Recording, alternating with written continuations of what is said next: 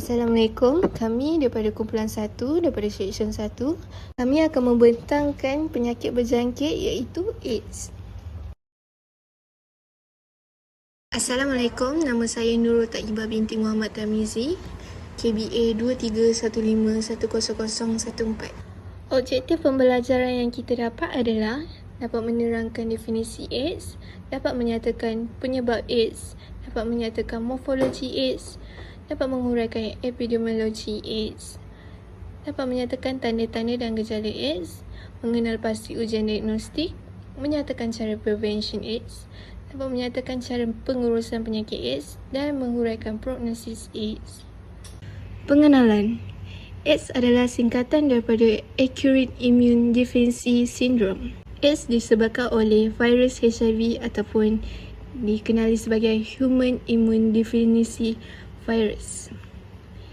Virus ini menyerang sistem imuniti tubuh badan manusia dan membuatnya lebih terdedah kepada infeksi dan penyakit lain. HIV dapat menyebar melalui cecair badan seperti darah, air mani, cecair vagina dan berkaitan dengannya. Antara penyebab-penyebab AIDS adalah hubungan seksual yang tidak selamat, penggunaan jarum suntik dan transfusi darah. Hubungan seksual yang tidak selamat. Antara punca utama penularan HIV kepada wanita dan lelaki adalah hubungan seks yang tidak selamat. Antara punca-puncanya adalah kerana mereka melakukan seksual tanpa perlindungan. Aktiviti seksual tanpa perlindungan seperti kondom dengan pasangan yang sudah dijangkiti HIV dapat meningkatkan risiko penularan HIV dengan ketara. Akibat sering bertukar pasangan adalah salah satu punca juga daripada penularan ini, kerana apabila sering bertukar pasangan, risiko penularan HIV lebih meningkat dengan ketara. Seterusnya adalah penggunaan jarum suntik. Berkongsi penggunaan jarum suntik dengan pengidap penyakit HIV adalah salah satu cara yang dapat membuatkan seseorang itu tertular kepada HIV. Contohnya adalah perkongsian jarum suntik dadah. Transfusi darah juga adalah antara salah satu punca daripada penularan HIV. Ini kerana seseorang individu menerima darah daripada penderma darah yang menghidap penyakit HIV.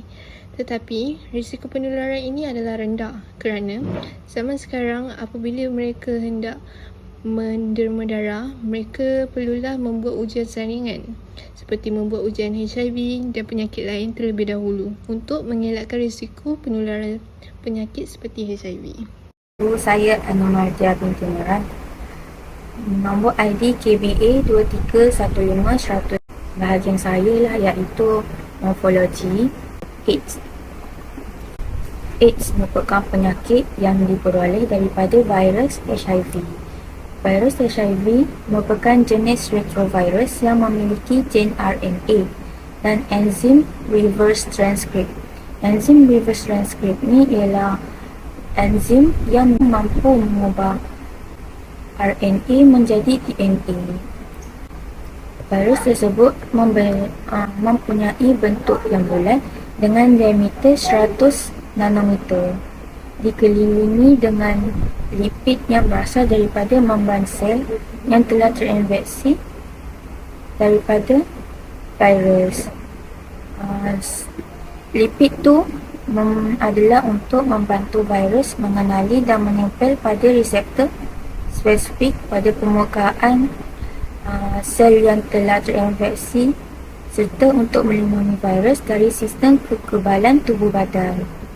Lipid tersebut mengandungi glikoprotein untuk ikat reseptor pada sel T helper yang merupakan sel target utama bagi virus HIV.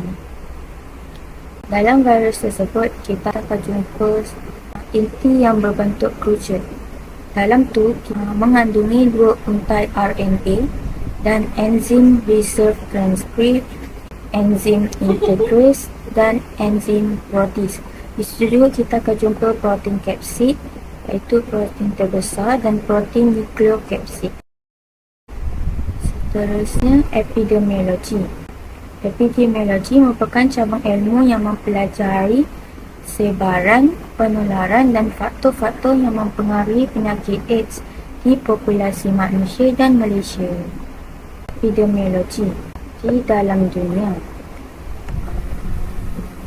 Menurut WHO dan UNAIDS, pada akhir tahun 2020, terdapat sekitar 38.4 juta orang yang mengidap HIV. Sekitar 1.5 juta orang yang baru sahaja terinfeksi HIV. Di daerah dengan peratus HIV tertinggi adalah Afrika Sub-Sahara dengan hampir 1 daripada 25 orang dewasa yang mengidap penyakit HIV ataupun AIDS, dengan peratus 3.2%. Faktor utamanya adalah disebabkan oleh people who inject drugs, iaitu orang yang cocok dadah ke dalam diri sendiri, female sex worker, iaitu orang manusia yang melakukan seks secara bebas. Transgender adalah orang yang menukar jantina, macam jantina perempuan tukar jadi lelaki, lelaki tukar jantina jadi perempuan. Seterusnya, men who have sex with men, iaitu lelaki yang membuat hubungan seksual dengan lelaki jantina, sesama jantina lah. Seterusnya, epidemiologi di Malaysia. Pada tahun 2021, terdapat seramai 82,000 orang yang mengidap penyakit AIDS. Populasi ini semakin meningkat daripada 78,000 pada tahun sebelumnya. 10 kes baru dikesan pada setiap hari. 31% kes melibatkan golongan yang berusia 20-an dan ke atas. Sekitar 3,500 orang baru terinfeksi.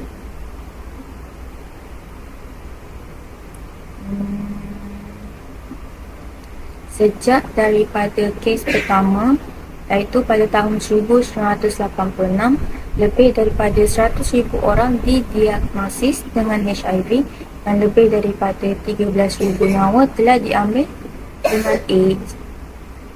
Menurut data yang mendapati, kes HIV seramai 125,878 orang dan kes AIDS 28,085 orang dengan kematian 45,450 orang. Assalamualaikum warahmatullahi wabarakatuh. Saya Yasmin Aisyah binti Johari akan menerangkan sedikit sebanyak berkaitan dengan tanda-tanda dan gejala HIV.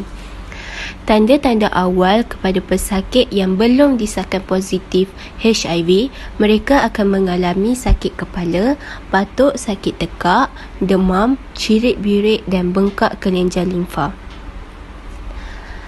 Setelah mereka disahkan positif, mereka akan mengalami sakit kepala yang teruk, batuk dan sakit tekak yang berpanjangan, demam yang menggigil, cirit-birit yang kronik, kebengkakan kelenjar limfa yang semakin membesar, penurunan berat badan yang semakin mendadak, ruang di sekitar anggota badan, sakit sendi dan otot yang kronik.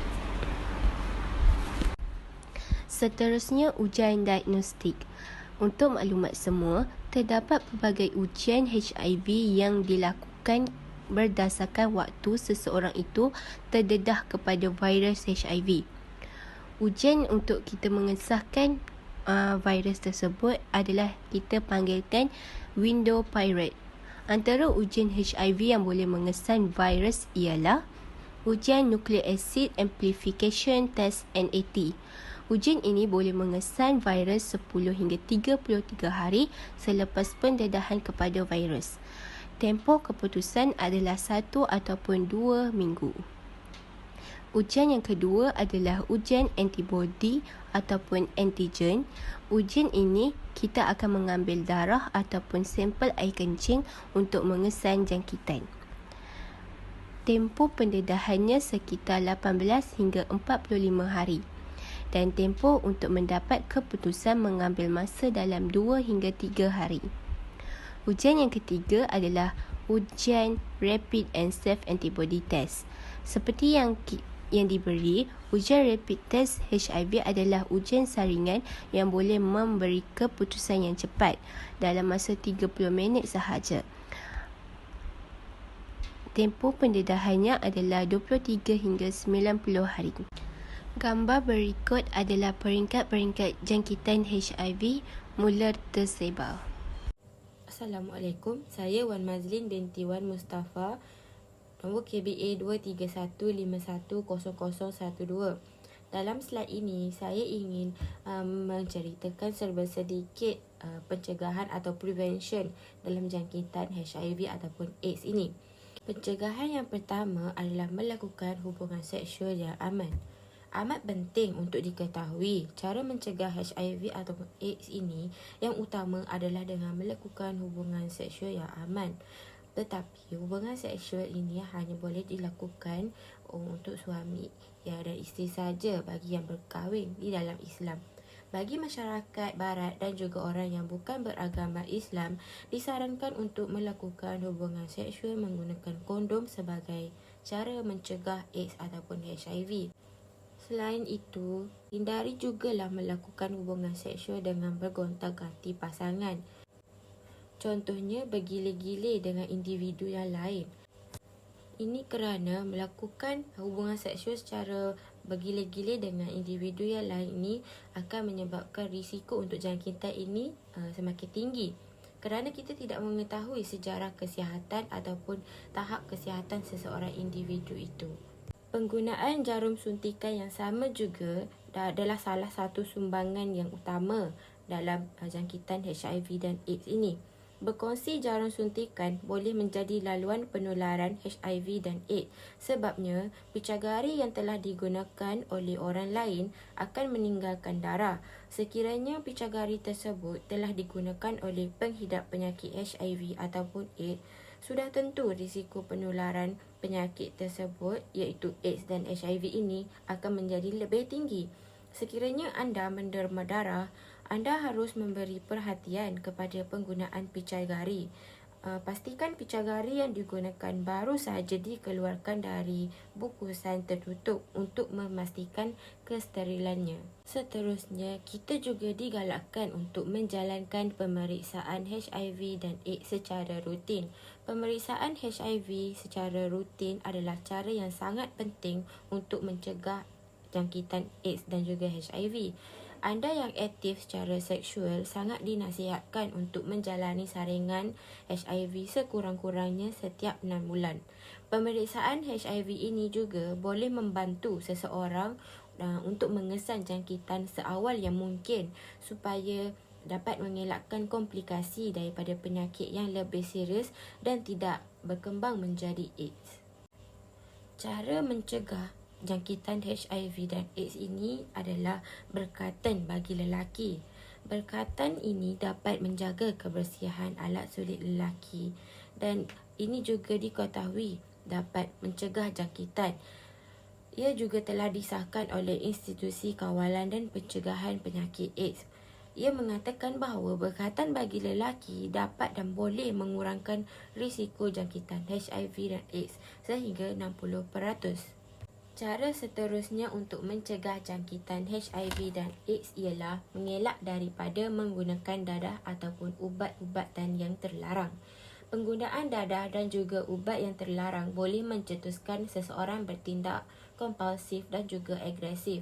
Penggunaan ubat-ubatan dan dadah terlarang boleh menjejaskan keupayaan seseorang untuk mengawal tindakan mereka. Jika seseorang individu yang mengambil ubatan ataupun dadah yang terlarang ini tidak dapat mengawal tindakan, ia boleh mengambil risiko seperti melakukan hubungan seks yang tidak selamat. Atas sebab ini, mengelakkan penggunaan dadah terlarang boleh dilakukan sebagai usaha untuk mencegah penularannya jangkitan HIV dan AIDS ini. Selain itu, menghindari penggunaan alat peribadi bersama orang lain juga adalah cara pencegahan jangkitan HIV ataupun AIDS ini.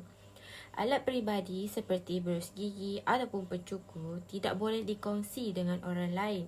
Ini kerana untuk elakkan risiko penularan pelbagai penyakit dan jangkitan akibat sentuhan terus dengan cecair badan orang lain yang kita tidak diketahui sejarah penyakitnya.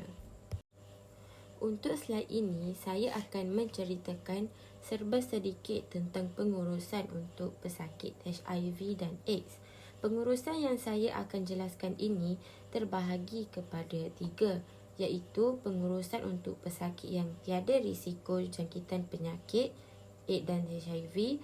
Yang kedua ialah cara pengurusan untuk pesakit yang berisiko positif jangkitan penyakit ini, dan akhir sekali ialah cara pengurusan untuk pesakit yang berisiko negatif. Mari kita lihat ketiga-tiga cara pengurusan untuk penyakit HIV dan AIDS ini. Untuk cara pengurusan pesakit yang tiada risiko jangkitan HIV dan AIDS ini ialah perlulah mendaftar kes di hospital yang menjalankan ujian saringan HIV ataupun AIDS. Selepas mendaftar kes, individu tersebut akan dibuat penilaian risiko oleh pembantu perubatan ataupun jururawat. Jika selepas saringan dan keputusannya adalah tiada risiko untuk terkena jangkitan AIDS ataupun HIV ini, individu yang mendaftar itu boleh discharge dan pihak kesihatan akan memberikan sedikit pendidikan kesihatanlah kepada individu tersebut supaya individu yang tiada risiko jangkitan itu akan menjaga kesihatan untuk mengelakkan terkena jangkitan HIV dan AIDS. Untuk pengurusan pesakit yang berisiko positif, selepas mendaftarkan kes di hospital yang menjalani ujian kesihatan untuk penyakit tersebut, penilaian risiko akan dibuat oleh pembantu perubatan ataupun jururawat yang bertugas. Jika ada risiko, individu tersebut akan menjalani kaunseling pra-ujian dan diambil sampel darah untuk ujian ELISA dan PA.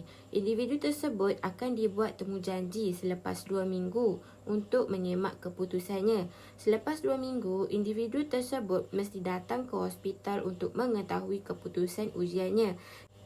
Jika keputusannya ialah positif, individu tersebut haruslah menjalani kaunseling pos-ujian dan temujanji dibuat selama 6 bulan untuk ujian saringan jangkitan ini. Untuk pengurusan yang terakhir ialah cara pengurusan untuk pasien yang berisiko negatif. Pengurusan ini pada awalnya sama sahaja dengan pengurusan yang lain. Haruslah mendaftar kes di hospital dan dibuat penilaian risiko oleh pembantu perubatan ataupun jururawat. Jika ada risiko, individu tersebut akan menjalani kaunseling pra-ujian dan diambil sampel darah untuk ujian ELISA dan PA. Temujanji selama 2 minggu akan dibuat untuk mengetahui keputusannya. Jika selepas 2 minggu, individu tersebut mendapat keputusan yang negatif, individu tersebut akan dirujuk oleh pegawai perubatan dan kesihatan untuk memaklumkan keputusannya. Dan akhir sekali, kaunseling pasca ujian akan dibuat supaya individu tersebut mengambil berat dan tidak mengambil ringan untuk hal penyakit HIV dan AIDS ini. Sekian sahaja dari saya, Wan Mazlin. Kita pergi ke slide seterusnya. Nama saya Nur Fatihah binti Muhammad Izarmi, KBA 231511058. Prognosis, iaitu ramalan. Yang pertama, rawatan ARV. Dengan akses kepada rawatan antiretroviral yang berkesan dan kepatuhan pesakit terhadap terapi, ramalan AIDS telah meningkat secara signifikan. Pesakit yang mengikuti rawatan dengan betul dapat menjalani hidup yang lebih lama dan berkualiti. Yang kedua ialah tahap penyakit semasa diagnosis. Ramalan AIDS juga bergantung kepada tahap penyakit semasa diagnosis. Semakin awal seseorang menerima rawatan selepas diagnosis HIV, semakin baik peluang untuk mengawal penyakit. Yang ketiga ialah Kepatuhan terhadap rawatan. Kepatuhan pesakit terhadap pengambilan ubat-ubatan ARV adalah kritikal. Pesakit yang mengambil ubat-ubatan seperti yang ditetapkan oleh doktor, mereka cenderung mempunyai ramalan yang lebih baik. Yang terakhir ialah kesihatan keseluruhan. Kesihatan keseluruhan individu termasuk pemakanan, aktiviti fizikal dan pengelolaan stres juga mempengaruhi ramalan AIDS. Prognosis, iaitu ramalan. Yang pertama, rawatan ARV. Dengan akses kepada rawatan antiretroviral yang berkesan dan kepatuhan pesakit terhadap terapi, ramalan AIDS telah meningkat secara signifikan. Pesakit yang mengikuti rawatan dengan betul dapat menjalani hidup yang lebih lama dan berkualiti. Yang kedua ialah tahap penyakit semasa diagnosis. Ramalan AIDS juga bergantung kepada tahap penyakit semasa diagnosis. Semakin awal seseorang menerima rawatan selepas diagnosis HIV, semakin baik peluang untuk mengawal penyakit. Yang ketiga ialah kepatuhan terhadap rawatan. Kepatuhan pesakit terhadap pengambilan ubat-ubatan ARV adalah kritikal. Pesakit yang mengambil ubat-ubatan seperti yang ditetapkan oleh doktor, mereka cenderung mempunyai ramalan yang lebih baik. Yang terakhir ialah kesihatan keseluruhan. Kesihatan keseluruhan individu termasuk pemakanan, aktiviti fizikal dan pengelolaan stres juga mempengaruhi ramalan AIDS.